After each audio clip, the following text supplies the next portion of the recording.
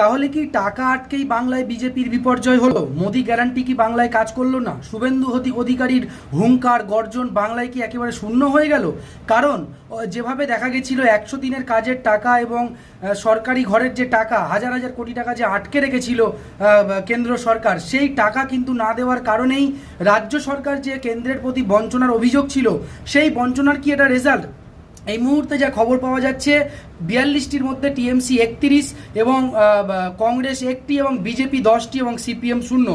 অর্থাৎ বামেরা, আপনার তৃণমূল কংগ্রেস যেটা দাবি করেছিল যে তারা প্রায় 28 থেকে 30টি সিট পেতে চলেছে, সেটাই কিন্তু কার্যকরী হলো। 31টি সিটে এগিয়ে রয়েছে পশ্চিমবঙ্গ। যদিও এই রেজাল্ট কিন্তু অনেক হেরফের হবে, আরও সিট কম বেশি হতে পারে, কারণ এখনও অনেকগুলো রাউন্ড কিন্তু বাকি রয়েছে। তাহলে কি এই বঞ্চনায় কাল হলো বিজেপির? বাংলাকে টাকা আটকে রাখাই কি কাল হলো বিজেপির? এটাই কিন্তু আপনাদের কাছে এই প্রশ্ন ছুড়ে দিলাম। আপনারা কমেন্ট